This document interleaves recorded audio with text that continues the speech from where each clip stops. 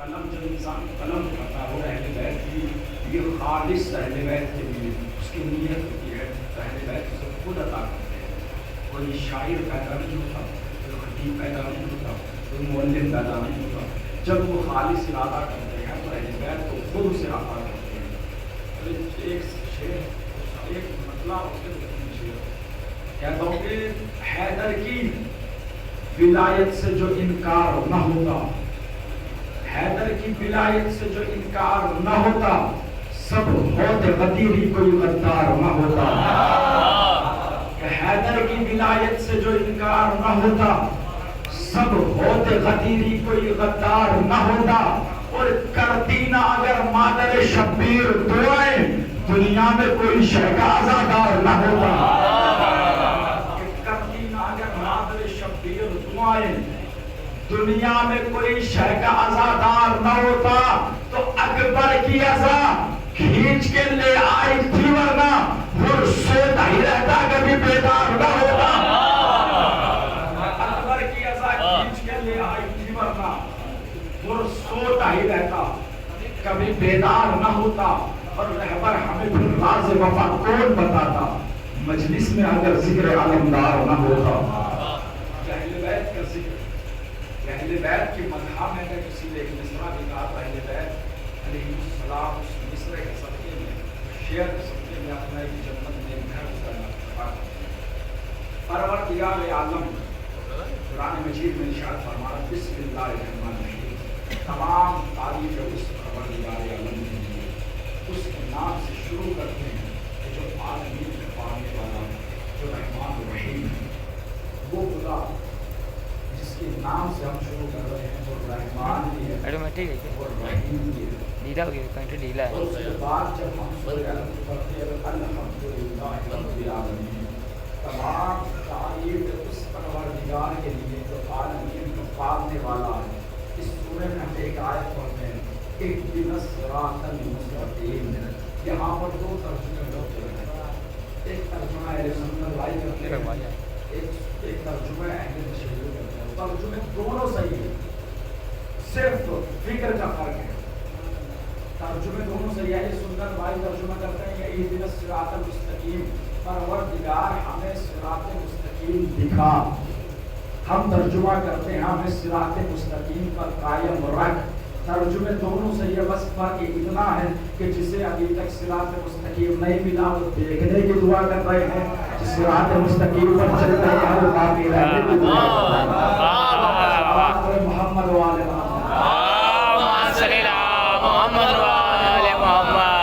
دونوں صحیح اپنے اپنے مقدر کی بات ہے. جس کو صراط مستقیم نہیں ملا تو کہہ رہے ہیں ہمیں صراط مستقیم کی طرح کون سا کیا راستہ ہے. جن کو مل چکا ہے وہ دعا کر رہے ہیں کہ ہمیں باقی رکھا.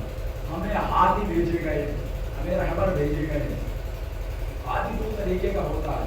مثال کے طور پر اگر میں یہاں سے آپ کسی حضرات سے پوچھ کر جاؤں کہ مجھے یہ بتا دیجیے کہ سید وہاں جو جانا ہے وہ جو محلہ ہے, مسجد ہے, اس میں کہاں کو جانا ہے. ایک ہادی تو وہ ہے کہ جو صرف بتائے گا کہ مولانا فلاں راستے سے جانا, دو راستے آئیں گے, دائیں طرف کو مڑ جانا, جب آگے جاؤ گے تو بائیں طرف کو مڑ جانا. سامنے آپ دیکھو گے تو آپ کو مسجد نظر آئے گی, وہی سید والا محلہ ہے, وہی محلہ ہے جس میں مسجد ہے. ہادی وہ بھی ہے, ہادی وہ بھی ہے جس سے پوچھا جائے گا کہ ہمیں بتا دو کہ سید والا جانا ہے. مولانا گھبراؤ مت, ہم تمہیں راستہ نہیں بتائیں گے, ہم تمہارا ہاتھ پکڑ کر تمہیں ساتھ لے کر جائیں گے. ہمیں اپنی قسمت کی بات ہے, کس کو وہ ہادی ملے کہ جنہوں نے بتایا ہے تم قبر میں جاؤ گے. ہماری قسمت ہے کہ ہمیں ایسے ہادی ملے, گھبرانا مت, ہم تمہاری قبر کے اندر بھی آئیں گے. محمد والے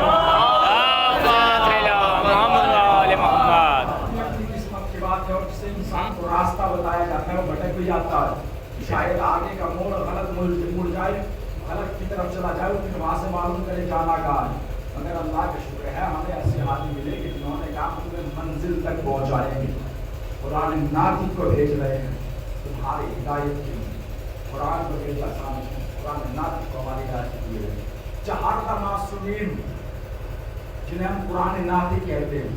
ہمارے یہاں سب سے زیادہ تذکرہ اگر ہوتا ہے تو رسول اللہ کا, امام علی کا, جناب سیدہ کا, امام حسین کا, چوتھے امام کا.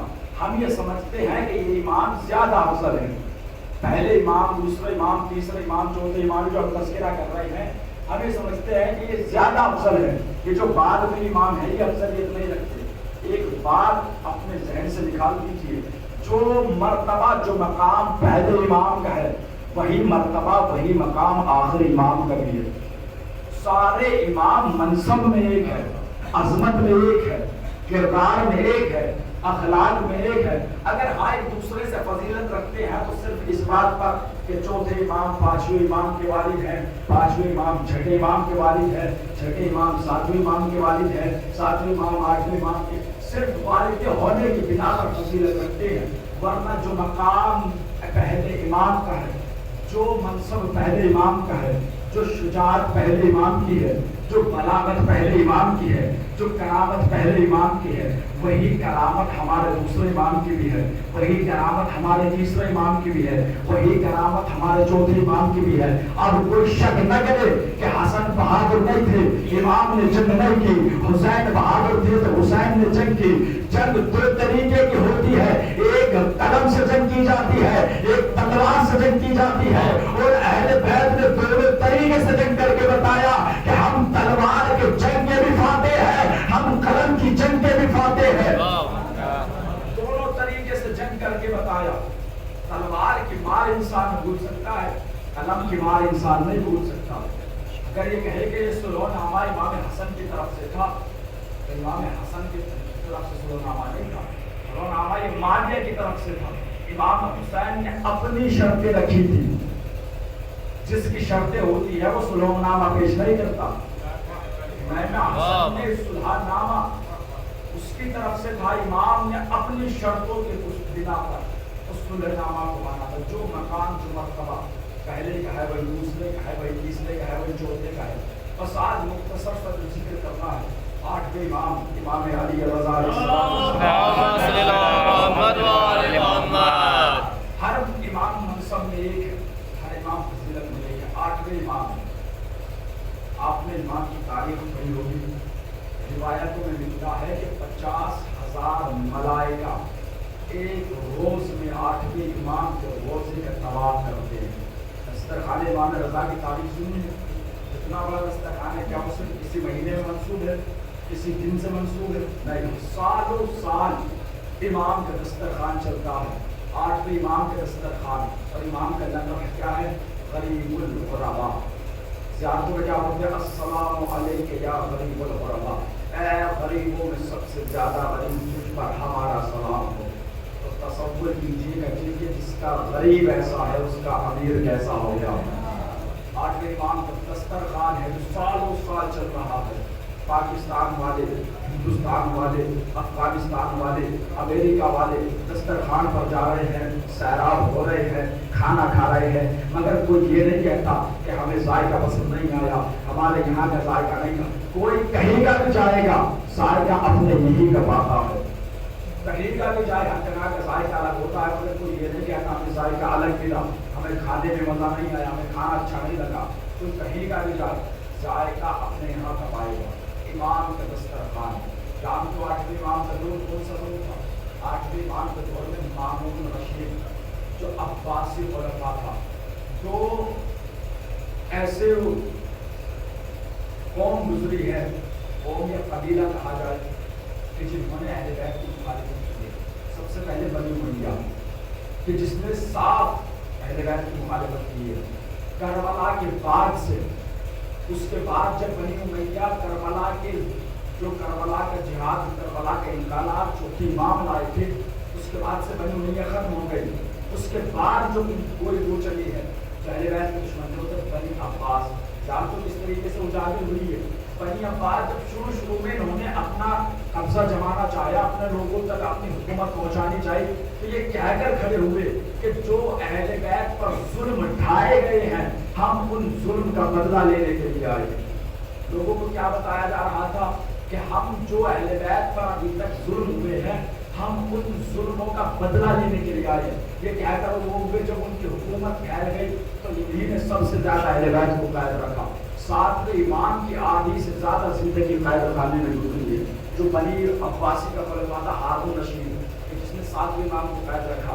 जब मामून रशीद जो हारून रशीद का बेटा था, जब वो तख्त पर आया और उसने इमामत का दावा किया, लोग कह रहे हैं कि 8वें इमाम को बुलाया जाए, 8वें इमाम को बुलाया जाए। वो इमाम को खत दे रहा है, इमाम आ जाइए, इमाम आ जाइए, आपकी बहुत ज़रूरत है। यहाँ से एक बात और वाज़ेह कर दिया जाए, ये जो हमारा काला लिबास नहीं हम पहनते हैं, ये मासूमीन का लिबास नहीं है, ये हारून रशीद का लिबास है, ये मामून रशीद का रंग है। जब मामून रशीद अपने दरबार में लोगों को बुलाता था तो लोग मामून रशीद को खुश करने के लिए काला लिबास पहन कर जाते थे, क्योंकि उसका लिबास था काला। लेकिन जब बनी अब्बास हुकूमत खत्म हो गई तो ये लिबास जो मंसूब हो गया वो गम से मंसूब हो गया। अब जो भी काला लिबास पहनता है इसका मतलब ये नहीं कि वो बनी अब्बास का मानने वाला है, इसका मतलब ये है कि वो मखमूम है। उसके बाद से ये लिबास गम में तब्दील हो गया। मगर जो हमारे इमाम का लिबास था वो लिबास था हरा लिबास। जब मामून इमाम के आने से पहले अपने दरबार में लोगों को बुलाता था तो लोग मामून को खुश करने के लिए काला लिबास पहन कर जाते थे ताकि मामून खुश हो जाए।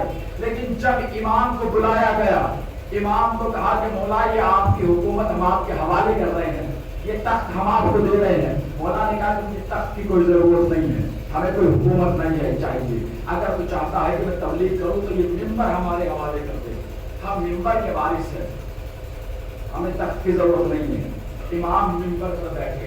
अब तारीख बताती, आज से पहले जब भी मामून लोगों को बुलाता था तो लोग काला लिबास पहनकर दरबार में आते थे ताकि मामून खुश हो जाए। लेकिन जब 8वें इमाम मिंबर पर बैठने लगे उससे अगले रोज से लोग हरा लिबास पहनकर जाने लगे ताकि लोगों को ये पता चल जाए, मामून को ये पता चल जाए कि हम किसके मानने वाले हैं, हम किसके चाहने वाले हैं। अब मामून ने जब लोगों को देखा कि हरा लिबास का पहनकर आ रहे हैं, हर कोई जो भी दरबार में आया वो हरा लिबास पर पहनकर आ रहा है, मामून अपने वजीर से कहता है कि जिसका नाम था फजल बिन अबी, फजल से कहता है फजल, अभी तक तो लोग जब हम दरबार में बुलाते थे तो लोग काला लिबास पहनकर आते थे ताकि हम खुश हो जाए, मगर जब से ये 8वां इमाम ये मिंबर पर आकर बैठा है लोग काला लिबास पर पहनकर आने लगे। लोगों ने लिबास तकसीम कर दिए, लोगों ने लिबास तब्दील कर दिए, लोग अब हरा लिबास पहनकर आने लगे। फजल बिन अबी कहता है ऐ मामून सुन, अभी तो 8वां इमाम कुछ बोला नहीं तो लोगों के लिबास बदल गए। अरे तसव्वुर कर, जब ये इमाम कुछ बोलेगा इनके किरदार बदल देगा, इनके अखलाक बदल देगा, इनकी रफ्तार बदल देगा, इनकी गुफ्तार बदल देगा। ऐ मामून सुन, जिस दिन ये 8वां इमाम मिंबर से बैठकर बोलेगा उस वक्त इनके किरदार बदल जाएंगे। आज तक ये लोग लूटने के आदी थे, कल से लुटाने के आदी बन जाएंगे। सलावत पढ़े मोहम्मद वाले। आज तक ये लोग लूटने के आदी थे, कल से लुटाने के आदी बन जाएंगे। इमाम को मिंबर पर बुलाया, इमाम मिंबर पर बैठे, मामून रशीद तख्त पर, इमाम मिंबर पर। तारीख बताती है कि कुछ रोज बाद इमाम के चाहने वाले ने ख्वाब में देखा कि रोज महशर है, तख्त लगा हुआ है, मिंबर लगा हुआ है, मिंबर के बराबर में एक तश्त रखा हुआ है, तश्त में कुछ खजूरें हैं। रसूल अल्लाह मिंबर पर तशरीफ फरमाए, ख्वाब में देखा इमाम का चाहने वाला, रसूल अल्लाह तश्त से खजूरें उठाते हैं, अपने सहाबियों को बुलाते हैं, सलमान आओ खजूरें ले जाओ। रसूल अल्लाह खजूरें उठाते हैं, कंबर आओ खजूरें ले जाओ। रसूल अल्लाह खजूरें उठाते हैं, मिक़दाद आओ खजूरें ले जाओ। यानी रसूल अल्लाह उठाते रहे, खजूरें देते रहे। मौला का चाहने वाला कहता है कि जब रसूल अल्लाह सबको खजूरें दे रहे थे, अब रसूल अल्लाह ने मुझे भी बुलाया और बुलाने के बाद जैसे मैं रसूल के पास गया, रसूल अल्लाह ने बगैर देखे तश्त में हाथ डाला, डालने के बाद खजूरें उठाई, मेरे हाथ में रखी। जब मैं जाने लगा तो मैंने खजूरों को देखा, 7 खजूरें मेरे हाथ में थी, न 7 खजूरों में 8 थी न 6 थी। उसने देखा कि ख्वाब में 7 खजूरें मुझे रसूल अल्लाह ने दी। तारीख बताती है कि जब वो नींद से बेदार हुआ, अपनी जोजा को ख्वाब बताया, उसकी जोजा ने कहा देखो किसी और को मत बताना वरना लोग कहेंगे कि ये अजीब पागल हो गया है जो कह रहा है कि मुझे ख्वाब में रसूल अल्लाह ने खजूरें दी। जब कल वो दरबार में गया جب مامون نے لوگوں کو دربار میں بلایا، اس نے وہی منظر دیکھا جو منظر اس نے خواب میں دیکھا تھا، اس نے وہی منظر دیکھا۔ تخت لگا ہوا ہے، منبر لگا ہوا ہے، منبر پر 8واں محمد بیٹھا ہوا ہے، 8ویں محمد کے برابر میں تخت لگا ہوا ہے، تخت میں کھجوریں رکھی ہوئی ہے، امام اپنے چاہنے والوں کو بلا رہے ہیں، کھجوریں دے رہے ہیں۔ یہ جملے کو بدل کر یہ کہہ دیا جائے، محمد نے اپنے دور کے سلمان کو بلایا، رضا نے اپنے دور کے سلمان کو بلایا، محمد نے اپنے دور کے قمر کو بلایا، رضا نے اپنے دور کے قمر کو بلایا۔ مولا ایک ایک کو بلا رہے ہیں، کھجوریں اٹھا رہے ہیں، ہاتھ میں دے رہے ہیں۔ اب جو خواب دیکھ کر آیا تھا اس کا بھی نمبر آیا، امام نے اسے بھی بلایا۔ بلانے کے بعد جس طریقے سے، جس انداز میں رسول اللہ نے کھجوریں دی تھی، امام نے ہاتھ بڑھایا، نہ کھجوروں کو گنا، نہ اس کے چہرے کو دیکھا، کھجوروں کو اٹھا کر اس کے ہاتھ میں دیا۔ اب وہ جیسے کھجوریں لے کر چلا، اس نے کھجوریں گنی تو اسے 7 کھجوریں دکھی، نہ ایک کم تھی نہ ایک زیادہ تھی۔ اس نے خواب میں دیکھا، رسول نے اسے کھجوریں دی، نہ ایک کم تھی نہ ایک زیادہ تھی۔ اب وہ مڑا اور مڑنے کے بعد امام سے پوچھا، مولا میں نے خواب میں دیکھا تھا کہ رسول نے مجھے کھجوریں دی، میں نے حقیقت میں بھی دیکھا آپ نے بھی مجھے کھجوریں دی، نہ خواب میں ایک زیادہ تھی نہ حقیقت میں ایک زیادہ ہے۔ مولا مسکرائے اور مسکرانے کے بعد ایک جملہ کہا، بس اتنا سمجھ لے کہ یہ کھجوریں بدلی ہے، دینے والا ہاتھ نہیں بدلا۔ بس اتنا سمجھ لے کہ یہ کھجوریں بدلی ہے، دینے والا ہاتھ نہیں بدلا، دینے والا ہاتھ وہی ہے۔ امام کے زمانہ اب جب مامون نے دیکھا، بس 1-2 بات میرے میں اتنی ہمت بھی نہیں ہے کہ پڑھ سکوں، 1-2 بات 8ویں امام کے حوالے سے۔ جب مامون نے دیکھا لوگ امام کی طرف منتقل ہو رہے ہیں، امام کی طرف جا رہے ہیں، امام کا کلمہ پڑھ رہے ہیں، ان کی بیعت کر رہے ہیں، تو مامون نے سوچا کہ انہیں قتل کرا جائے۔ لیکن جو فضل تھا اس نے کہا کہ دیکھو امام کو قتل مت کرنا، اگر تم نے قتل کر دیا تو تمہاری حکومت نقصان میں چلی جائے گی، گھاٹے میں چلے جائیں گے، لوگ سمجھ جائیں گے کہ تم باقی ہو کہ تم نے امام کو قتل کیا۔ اب کیا کیا جائے؟ کہ اب کوئی ایسا کام کرو کہ جس کی وجہ سے لوگ یہ سمجھ جائے کہ تم امام کو چاہنے والے ہو، تم امام کے ماننے والے ہو۔ فضل آج یہ کہہ کر چلا گیا۔ کچھ دن کے بعد جب وہ آیا، اس نے دیکھا اور دیکھنے کے بعد مامون سے کہا کہ تمہیں یہ کیا کام انجام دیا؟ کہا فضل تو نے تو کہا تھا کہ کوئی ایسا کام کر کہ جس کی وجہ سے لوگوں کو یہ پتا چل جائے کہ ہم امام کے چاہنے والے ہیں، قتل نہیں کرنا چاہتے۔ کہا میں نے یہی تو کہا تھا کہ کوئی ایسا کام کر، مگر تو نے تو وہ کام کر دیا کہ تیری حکومت خطرے میں آ گئی۔ کہ کیا ہوا؟ کہ تو نے امام کے نام کا سکہ چلایا ہے۔ دیکھیں ہر امام کی فضیلت الگ ہے، مگر کسی امام کی وہ فضیلت نہیں، کسی امام کے دور میں کسی امام کے نام کا سکہ نہیں چلا، مگر 8ویں امام کے دور میں 8ویں امام کے نام کا سکہ چلا، جو آج تک باقی ہے۔ کہ تو نے امام کے نام کا سکہ چلا دیا، اس کا مطلب یہ ہے حکومت تیری ہوگی، سکہ ان کا ہوگا، تخت تیرا ہوگا، سکہ ان کا ہوگا، حکومت تیری ہوگی، سکہ تیرا ہوگا۔ اے مامون تو نہیں جانتا، ابھی تک جب لوگ 5 روپے لے کر اگر دکان پہ جاتے تھے تو صرف 5 کا ہی سامان ملتا تھا، لیکن جب سے تو نے امام کے نام کا سکہ چلایا ہے، اگر کوئی 5 روپے لے کر دکان پر جاتا ہے تو 5 کا سامان نہیں ملتا، پہلے اس سکے کو لیتا ہے، اپنی آنکھوں سے لگاتا ہے، اس سکے کو بوسہ دیتا ہے اور دینے کے بعد کہتا ہے میری دکان تیرے حوالے ہے، میری دکان میں کوئی ایسا سامان نہیں ہے جو اس سکے کے بدلے میں تجھے دے سکوں۔ ابھی تک لوگوں کو صرف اتنا ہی سامان ملتا تھا جتنا سکہ ہوتا تھا، جتنے پیسے ہوتے تھے، مگر اب زیادہ ملتا ہے۔ تو نے یہ کیا کام کیا؟ کہا تو اب کیا کیا جائے؟ کہ اگر تو چاہتا ہے کہ تیری حکومت باقی رہے تو یہ اعلان کر دے کہ جس کے پاس بھی، جس کی جیب میں بھی، جس کے تجوری میں، جس کے کھاتے میں ہمیں یہ سکہ نظر آیا اسے قتل کر دیا جائے گا۔ 7 دن کی مہلت دی گئی کہ جس کے پاس یہ سکہ ملا اسے قتل کر دیا جائے گا۔ جب لوگوں نے یہ سنا 4 دن گزر گئے، مامون رشید نے دربار کے باہر دروازے پر ایک بہت بڑا کشت رکھا کہ لوگ موت کے خوف کی وجہ سے سکے لا کر دے دیں گے، مگر کوئی سکہ واپس نہیں آیا۔ 4 दिन गुजरे, अब 5वां दिन फिर ऐलान किया गया, अगर किसी के पास सिक्का मिला 8वें इमाम का तो उसे कत्ल कर दिया जाएगा। 5वां दिन गुजरा, 6वां दिन गुजरा, 7वां दिन कि बस अब ये आखिरी दिन है, अगर किसी के पास सिक्का मिला तो उसे कत्ल कर दिया जाएगा। अब सब सिक्के को लेकर 8वें इमाम के सिक्के को लेकर 8वें इमाम की खिदमत में आए। आने के बाद मौला के कदमों में सिक्के डालते रहे, सबने सिक्कों का अंबार लगा दिया। तारीख बताती है कि एक तरफ इमाम थे, दूसरी तरफ सब उनकी उम्मत थी, बीच में सिक्कों का अंबार था। ये सिक्कों का अंबार, ये दौलत का अंबार हमने 2 ही दरवाजों पर देखा है, या तो खदीजा के घर में देखा है या रज़ा के दर पर देखा है। 2 ही जगह अंबार देखा है। इमाम के दर पर सिक्कों का अंबार का मौला हम मामून को वापस कर देते। अगर ये सिक्का मामून का होता, ये सिक्का आपका है, इसलिए आपके दरबार में वापस करने के लिए आए हैं। मौला ने कहा वापस ना करो।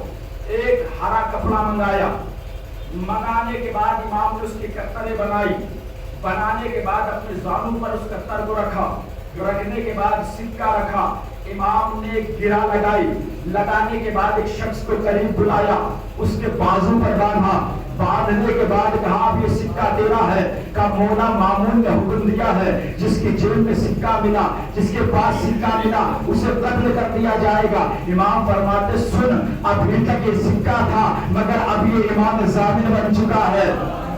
अभी तक ये सिक्का था, अब ये इमाम ज़ामिन बन चुका है। अब तू हमारी जमानत में है, अब तू हमारी जमानत में है। अब लोग अगर ये कहे कि सिर्फ सिक्के में करामत थी, उस सिक्के में करामत नहीं थी, बल्कि मंसूर उस सिक्के में करामत नहीं थी, बल्कि उस निस्बत की करामत थी जो निस्बत 8वें इमाम की तरफ दी गई थी। अगर हम अपने इंडिया का सिक्का भी एक कत्तर में रखकर उसमें गिरा लगाकर इमाम ज़ामिन की तरफ मंसूब करके 8वें इमाम की तरफ मंसूब करके अपने बाजों पर बांधते हैं, जब हम जमीन की सैर करते हैं तो जमीन की बलाओं से महफूज रहते हैं, हम आसमानों की सैर करते हैं तो आसमानों की बलाओं से महफूज रहते हैं। इसका मतलब ये हुआ, जब हम ये सिक्का अपने बाजों पर बांधकर इमाम ज़ामिन का नाम देकर जमीन की सैर करते हैं तो कोई बला करीब नहीं आती, आसमान की सैर करते हैं तो कोई बला करीब नहीं आती। इसका मतलब ये है इमाम वो है कि जिनका सिक्का जमीन पर भी चलता है, आसमान पर भी नहीं कि सिक्का चलता। सलावत पढ़े मोहम्मद वाले जमीन पर भी इनका सिक्का चलता है, आसमान पर भी इनका सिक्का चलता है। अब मामून रशीद फजल बिन नबी से कहता है तो अब क्या किया जाए, सिक्का तो वापस नहीं आया। का ऐसा काम करो, रिजा को अपने दस्तरखान पर बुलाओ और बुलाने के बाद जादूगरों से जादू कराओ और उसके बाद इन्हें कत्ल करो। 8वें इमाम को दस्तरखान पर बुलाया, जैसे ही 8वें इमाम निवाला को ढूंढते हैं, जादूगर जादू करता है, निवाला हाथ से गायब हो जाता है। इमाम देख रहे हैं बार बार वो जादू कर रहा है, इमाम का निवाला गायब कर देता है। अब जब एक हद गुजर गई, जो कालीन पर शेर बना हुआ था, इमाम ने उस शेर की तरफ इशारा किया। अभी तक वो शेर नक्श था, जैसे ही इमाम ने इशारा किया वो शेर मुजस्सम हो गया। जैसे ही मुजस्सम हुआ उन सब जादूगरों को खा गया। इमाम ने फिर उस शेर की तरफ इशारा किया, वो वापस तस्वीर में समझ गया। अब समझ में आया, लोग कहते हैं कि मरियम की अजमत ज्यादा है, सैयदा की अजमत कम है। मरियम वो है कि जिनके बेटे ईसा है कि जो अगर जमीन पर परिंदा बनाए तो वो मुजस्सम हो जाए, और मुजस्सम होने के बाद वो परवाज करने लगे। जब लोगों ने आकर कहा ऐ ईसा तुमने जो तस्वीर बनाई थी वो मुजस्सम हो गई, हवा में परवाज कर रही है, अब तुम उसे हुक्म दो और कहो कि अपनी तस्वीर में वापस चला जा। ईसा ने कहा सुनो, मैं सिर्फ रूप भोग सकता हूँ, वापस तस्वीर में नहीं ला सकता। 8वें इमाम ने कालीन की तरफ इशारा किया, शेर मुजस्सम भी हुआ, शेर की तरफ इशारा किया, वापस कालीन में चला गया। मरियम वो है कि जिसका बेटा अगर तस्वीर की तरफ इशारा करे तो तस्वीर मुजस्सम तो हो सकती है मगर वापस तस्वीर नहीं बन सकती। सैयदा वो है कि जिसका बेटा अगर कालीन की तरफ इशारा कर दे तो शेर मुजस्सम हो जाए, शेर की तरफ इशारा कर दे तो वापस कालीन में चला जाए। सलावत पे मोहम्मद عیسیٰ نے پرندہ زمین پر بنایا تھا، نقش بنایا تھا اور کہا تھا اس روح کو جناب عیسیٰ نے روح ہوتی تو پرندہ پرواز کرنے لگا. لوگوں نے کہا یا عیسیٰ کے مریم کے بیٹے عیسیٰ وہ تو پرندہ پرواز کر چکا ہے، اب اسے حکم دو کہ واپس تصویر میں چلا جائے. تو کہا کہ نہ صرف عکس میں روح خوبی ہے، واپس سے تصویر نہیں بنا سکتا. 8واں امام نے قالین کی طرف اشارہ کیا، شعر بنا، بس آخری بات اور ربط مسائل. اب مامون نے سوچا کہ کیا کیا جائے. ہم نے جادوگر کر کے دیکھ لیا، جادوگروں کو بلا کے دیکھ لیا، کچھ نہیں ہوا. اب حضرت نبی کہتا ہے کہ تم ایسا کام کرو کہ جنگل سے کچھ شیر منگواؤ اور انہیں ایک پنجرے میں قید کرو اور کئی روز تک انہیں بھوکا رکھو، کئی روز تک انہیں پیاسا رکھو، اور رکھنے کے بعد 8ویں امام کو دربار میں بلاؤ اور بلانے کے بعد کہو کہ مولا ہم کچھ شیر پکڑ کر لائے ہیں، آپ انہیں دیکھ کر بتائیے کہ کون حلالی ہے اور کون حرام ہے. امام کو پنجرے میں بھیجا گیا جہاں پر شیر کئی روز سے بھوکے تھے، کئی روز کے پیاسے تھے.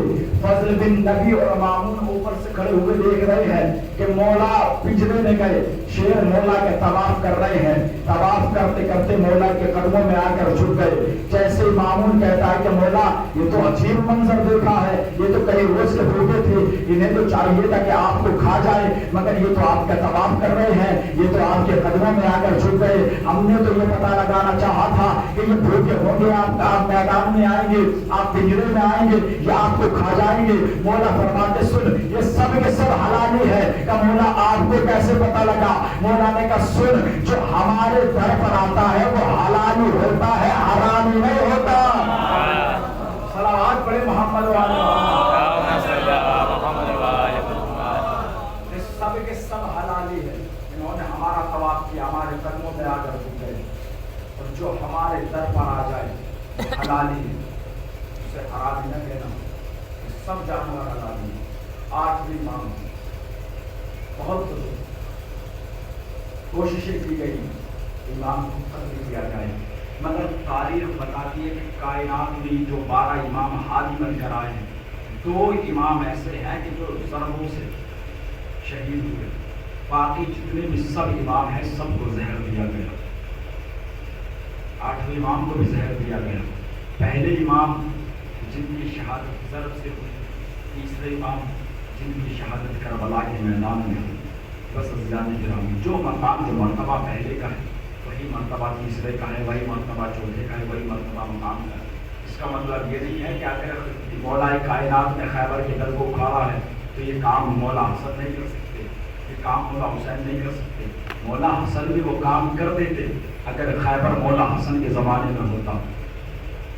امام حسین بھی وہی کام کرتے جو امام حسن نے صلح نامہ میں کیا. امام حسن بھی وہی کام کرتے جو امام حسین نے کربلا کے میدان میں کیا. ہر کوئی امام کا ایک دور ایسا رہا ہے کہ جس میں مصلحت پروردگار رہی ہے. ہر کسی چیز میں پروردگار کی مصلحت رہی ہے، ہر کسی چیز میں ایک مصلحت ہے. بس عزیزان گرامی، امام حسین آواز دے رہے حل الناصر ینصرنا، ہے وہ جو حسین کی مدد کر سکے. جناب علی اصغر کو لے کر میدان کربلا میں آئے. لوگوں نے سوچا حسین قرآن لا رہے ہیں. اچھا جب لے کر چلے تھے تو کیا کہہ کر خیمے سے آئے تھے؟ میں اصغر کو پانی پلانے کے لیے جا رہا ہوں. جب سکینہ نے یہ سنا تھا تو سکینہ در پر آ کر کھڑی ہو گئی تھی کہ میرے بابا میرے بھیا اصغر کو پانی پلانے کے لیے لے گئے ہیں، میرا اصغر پانی پی کر آ جائے گا. تاریخ بتاتی ہے کہ جب حرملا نے 3 بھال کا تیر جناب علی اصغر کے گردن پر مارا، جناب علی اصغر مسکرائے اور مسکرانے کے بعد اس دنیا سے رخصت ہو گئے. تاریخ بتاتی ہے وہ امام حسین ہے کہ جن کے ہاتھوں پر جناب علی اصغر ہے، کہ جن کے ہاتھوں پر جناب علی اصغر کا لاشا ہے. جناب امام حسین خیمے کی طرف جانا چاہتے ہیں مگر یہ سوچتے ہیں کہ میں اگر اصغر کو خیمے میں لے گیا تو رات کو جا کر کیا کہوں گا، اگر میں اصغر کو خیمے میں لے گیا تو سکینہ کو جا کر کیا کہوں گا. یہی سوچ کر امام کبھی آگے بڑھتے ہیں، کبھی پیچھے کی طرف ہٹتے ہیں، کبھی آگے بڑھتے ہیں، کبھی پیچھے کی طرف ہٹتے ہیں اور کہتے جاتے ہیں انا للہ و انا الیہ راجعون. رزقت ظاہر و تسلیما لأمره انا للہ وانا الیہ راجعون رزم بقضائه وتسلیما لأمره. ارے جب امام حسین اصغر کو خیمے کے قریب لائے، سکینہ نے اپنے بابا کو آتے ہوئے دیکھا. سکینہ فرماتی ہے بابا آپ اصغر کو پانی پلا گئے، آپ کی سکینہ پیاسی رہ گئی. ارے جیسے مولا نے رضا کا دامن ہٹایا، کیا دیکھا کہ اصغر کا گلا پانی سے تو تر نہ ہو سکا، اصغر کے خون سے اصغر کا گلا رنگین ہو گیا تھا. واحد کربلا کا شہید ہے اصغر کہ جسے 2 بار شہید کیا گیا، ایک حرملہ کے تیر سے اور ایک شمر کے خنجر سے، کہ جب اصغر کے سر و تن میں جدائی کی